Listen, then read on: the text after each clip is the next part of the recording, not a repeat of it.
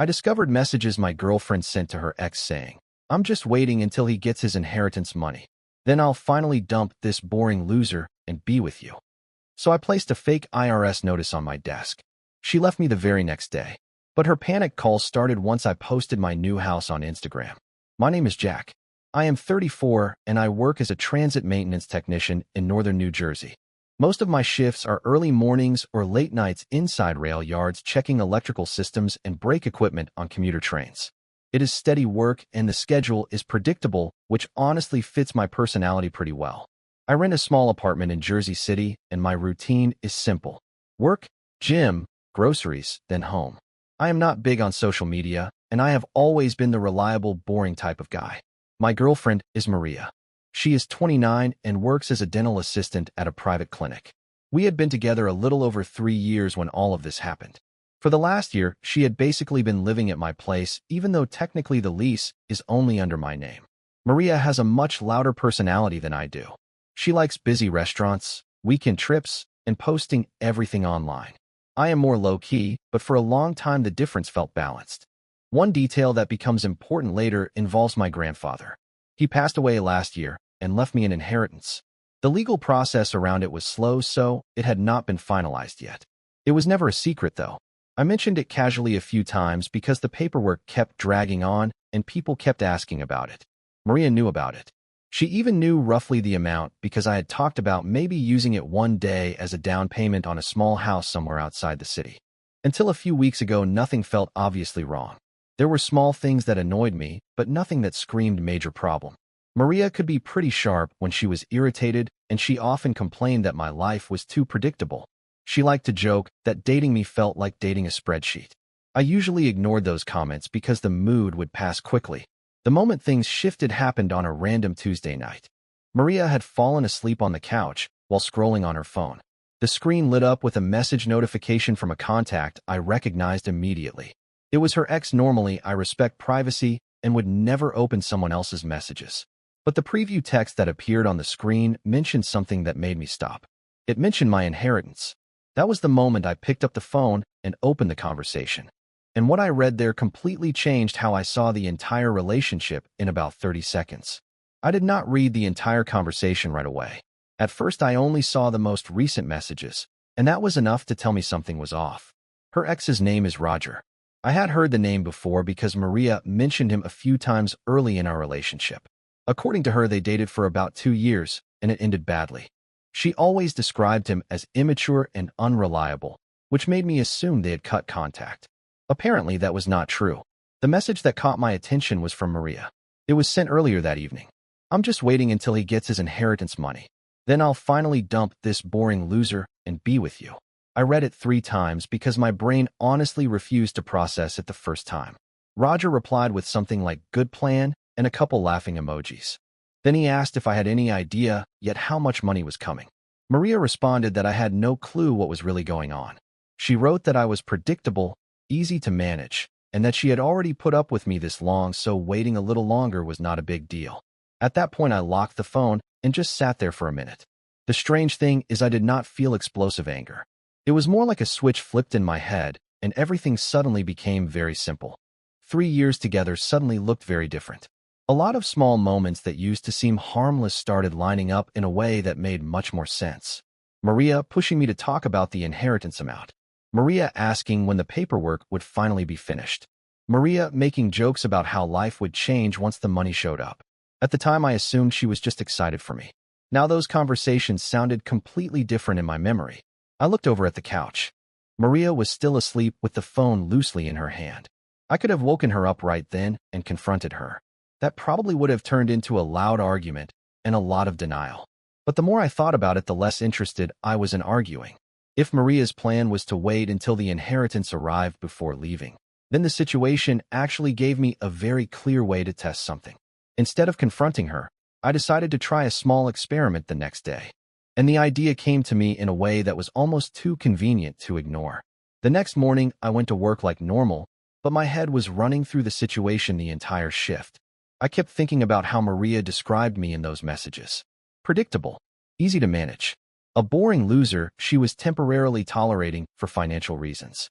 That kind of thing either triggers a huge emotional reaction or it makes things very clear. For me, it was the second one.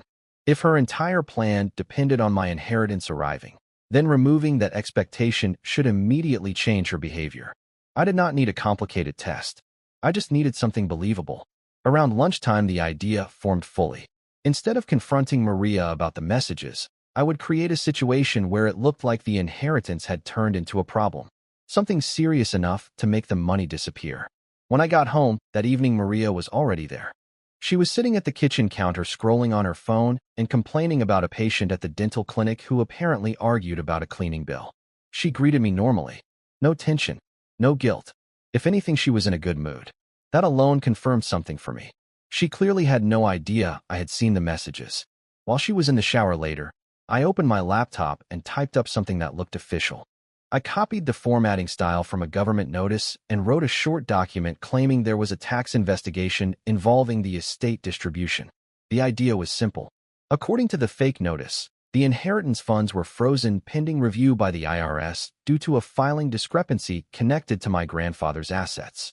In other words, the money was suddenly not coming anytime soon. I printed the letter, folded it once, and left it on my desk where it would be impossible to miss. I did not say anything about it.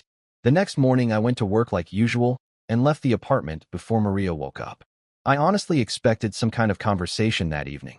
Maybe concern, maybe curiosity. Instead, what happened next was much more direct than I expected. I came home from work the next day expecting at least a conversation. Instead, I walked into a very strange atmosphere. Maria was sitting on the couch with her arms crossed and a tight expression on her face. She barely looked up when I walked in. Normally, she would start talking immediately about her day or complain about something from the clinic. That day, she just said hello in a flat voice. The fake IRS letter was gone from my desk, so she had definitely seen it. I asked if everything was okay. She shrugged and said she was just tired. The tone was noticeably colder than usual. Then she asked a question that told me everything I needed to know. She asked if I had heard anything new about the inheritance paperwork. I said no and mentioned that I found a strange letter on my desk that morning from the IRS about the estate being under review. I acted confused and a little annoyed, like it was just another bureaucratic delay. Maria did not react the way someone supportive normally would. She did not ask if I was worried. She did not ask if there was anything she could do. Instead, she immediately started asking very specific questions about whether the money might be delayed for months or even years. I said I honestly had no idea and that government investigations could take a long time. That answer seemed to change something in her mood instantly. The rest of the evening felt awkward. Maria barely spoke to me and spent most of the night on her phone in the bedroom. At one point, I heard her whispering during a call, but I could not hear the conversation clearly. By the time we went to sleep, the atmosphere felt completely different from the day before. But the real shift happened the following morning. I woke up early for my shift and noticed Maria was already awake. She was sitting at the kitchen table with a serious expression like she had been waiting for me. She said we needed to talk. The conversation that followed lasted maybe 15 minutes. And by the end of it, our 3-year relationship was suddenly over. Maria did not waste much time getting to the point. She started the conversation by saying she had been thinking a lot about our relationship lately and that things had started to feel stale. According to her, we had grown into very different people and she was not sure the relationship was healthy anymore. I listened without interrupting. The interesting part was how suddenly all of this appeared. 24 hours earlier, she had been completely normal. Now she was talking like someone delivering a carefully prepared speech. She said she felt like we were stuck in a routine that made her unhappy. She wanted more excitement in her life and felt like I was too predictable. Those were almost the exact same phrases she used in the messages to Roger. At that point, I already knew the real reason for the sudden breakup attempt, but I let her finish anyway. Eventually, she said she thought it would be best if we separated before things became more complicated. 3 years together, and the conversation lasted maybe 15 minutes. I asked a few calm questions just to see how she would respond. I asked if something specific had happened recently that made her feel this way. She said no. I asked if there was someone else involved. She immediately said absolutely not and looked slightly offended that I would even suggest it. The denial was almost impressive considering what I had read 2 nights earlier. Then she said something that made the whole situation even more obvious. She said she thought it would be healthier for both of us if we made the separation clean and quick so neither of us wasted more time.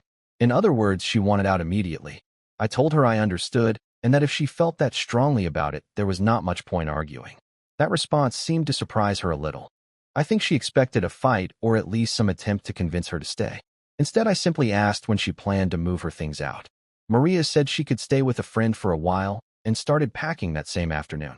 By the time I got back from my shift the next evening, most of her stuff was already gone. The apartment felt noticeably quieter once Maria moved out. For the first couple days, I mostly focused on getting back into my normal routine. Work, gym, sleep. The breakup itself was strangely calm. No yelling. No dramatic arguments. Just a fast exit once the inheritance looked uncertain. That alone confirmed everything I needed to know. I never told Maria that I had read the messages between her and Roger. There did not seem to be any point. She had already made her decision based on the information she believed was true. The funny thing is that she actually seemed relieved during those last hours of packing. Like she had been waiting for the right moment to leave and finally felt free to do it. Before she left, she gave one final explanation about how we were simply incompatible long-term. Too different. Too predictable. The exact words again. After she drove away with the last of her boxes, I sat in the living room and thought about how cleanly everything had unfolded. If I had confronted her that night when I first saw the messages, the situation probably would have dragged out for weeks. Arguments, excuses, half apologies. Instead, the fake IRS notice accelerated her timeline immediately. She solved the problem for me. A few days later, I did something that in hindsight probably looks petty, but at the time it honestly felt like closure. The real inheritance paperwork finally came through that week. The estate had finished processing and the funds were officially transferred. The amount was enough for a down payment on a small house just outside the city. So I started looking. About 3 weeks later, I closed on a modest place in a quiet neighborhood in northern New Jersey. Nothing huge, but a solid house with a small yard and a garage. Once everything was finalized, I posted a simple photo on Instagram. Just the front of the house and the keys in my hand. The caption was short. Finally home. I did not tag anyone, and I did not write anything dramatic. But the reaction happened faster than I expected. Maria reacted to that Instagram post in less than an hour. At first, it was just a notification that she viewed the story. I did not think much about it, because people scroll through stories all the time. Then my phone started vibrating. The first message from her was simple. "Wait, you bought a house?" I did not reply. A few minutes later, another message appeared.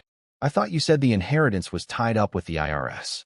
That one made me laugh a little, because technically I had never said the investigation was real. I had just acted confused about a letter. More messages started coming in. Maria asked when everything had been resolved and why I never told her the issue was fixed. She also asked how long I had been planning to buy the house. Again, I did not respond. About 20 minutes later, she tried calling.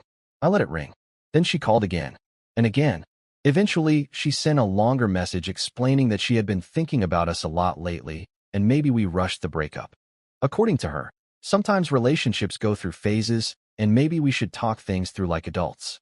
That was a pretty dramatic shift from the very confident speech she gave me about how incompatible we were. The timing was also interesting. For 3 weeks, there had been complete silence. No check-ins. No curiosity about how I was doing. Nothing. Then the second she saw the house photo, my phone suddenly became very important again. She called 4 more times that evening. The last voicemail she left sounded noticeably more anxious than the earlier messages. She asked if we could meet somewhere and talk, because she felt like there had been a misunderstanding between us. At that point, I was sitting in my new living room surrounded by half-unpacked boxes listening to this whole thing unfold. And honestly, it confirmed exactly what I suspected the night I read those messages. So I blocked her. Phone, Instagram, everything. Just like that, the calls stopped. Blocking Maria solved most of the problem immediately. The calls stopped, and the messages stopped because they had nowhere to go. For a while, things went quiet again, and I figured that would probably be the end of it. But about 4 days later, something else happened. One evening, I got a message request on Instagram from an account I did not recognize. Normally, I ignore those, but the username looked oddly familiar. It was Roger. Apparently, Maria had told him about the situation, because his message opened in a very strange tone. He wrote that he thought it would be better if we talked man-to-man about what happened between me and Maria. According to him, there were a lot of misunderstandings, and he did not want unnecessary drama. I stared at the message for a minute because the irony was pretty impressive. 3 weeks earlier, they were literally laughing about how she planned to dump me after the inheritance money showed up. Now he suddenly wanted a calm conversation. Roger followed up with another message saying Maria was really upset and felt like I had intentionally misled her about the IRS situation. That part actually made me laugh out loud. I had never told Maria anything directly. I had left a piece of paper on my desk, and she filled in the rest herself. But Roger kept going. He said Maria felt like I manipulated the situation to trick her into leaving and that it was unfair because she might have made a different decision if she knew the inheritance was actually fine. Reading that sentence was almost surreal. The logic behind it basically suggested that if she had known the money was available, she might have stayed with me. Which, ironically, was exactly the problem in the first place. I thought about replying for a minute. Not to argue, just to point out the obvious flaw in that logic. But the more I looked at the conversation, the more pointless it seemed. So I blocked Roger too. 2 taps, and the entire situation disappeared again. After blocking Roger, the situation stayed quiet for a while. A couple weeks passed, and life settled into a normal rhythm again. I finished unpacking the house, got the garage organized, and slowly adjusted to the new routine. Owning a place instead of renting felt strange at first, but in a good way. One Saturday afternoon, I was in the front yard trimming some overgrown bushes when a car slowed down in front of the house. At first, I did not think much of it. People drive slowly through neighborhoods, all the time looking for addresses. But then the car stopped, and Maria stepped out. For a second, I honestly wondered how she even found the place. Then I remembered that she probably saw enough of the neighborhood in the Instagram story to figure it out. She walked up the driveway looking nervous but determined. I stayed where I was near the garage and waited to see what she would say. Maria immediately started talking about how hard the last few weeks had been for her. She said she had spent a lot of time thinking about everything and realized she might have made a huge mistake. According to her, she let stress and confusion affect her judgment. She said she regretted the breakup. She also said she never stopped caring about me. The speech sounded very rehearsed. What she did not mention even once was Roger. I listened quietly for about a minute while she explained how relationships sometimes go through rough patches and how maybe we should consider trying again. Then she looked around the property for a moment. She asked how long I had been living there. I told her about 2 weeks. She nodded slowly and said the house looked really nice. Then she said something that made the entire visit feel almost absurd. She said maybe the fresh start could be good for both of us. Like the house somehow reset everything. That was the moment I decided the conversation had gone on long enough. I told Maria the conversation was not necessary. She looked confused for a second and asked what I meant. So I explained it as clearly as possible. I said the relationship had already ended the day she decided to walk away. She made that choice very quickly and very confidently. I respected it at the time, and I still respected it now. Maria immediately tried to interrupt and said the situation had been more complicated than that. I shook my head and told her it really was not complicated at all. Then I said something she clearly did not expect me to know. I told her I had seen the messages she sent to Roger. The color drained from her face almost instantly. For a moment, she tried to deny it, but the attempt lasted maybe 3 seconds before she realized that strategy was pointless. She asked how I had seen them. I told her the truth.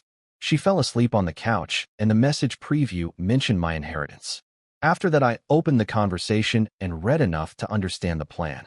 Maria stood there silently for a few seconds. Then she said she was angry that I had set up the fake IRS letter to test her. I told her it was not really a test. It was just information. She decided what to do with that information. If the relationship actually mattered to her, a delay with the inheritance would not have changed anything. But it clearly did. Maria tried one more time to explain that she had been confused and that people make mistakes when they feel uncertain. I told her I agreed that people make mistakes. Then I said that leaving was not the mistake. Her real mistake was assuming I would still be standing there after she showed exactly why she stayed in the first place. That seemed to end the discussion. Maria stood there quietly for a moment, looked at the house again, then walked back to her car without saying anything else. I went back to trimming the bushes. And honestly, the whole situation left me with a very simple takeaway. If someone calls you predictable, sometimes the most useful thing you can do is behave exactly the way they expect, just not in the way they hoped.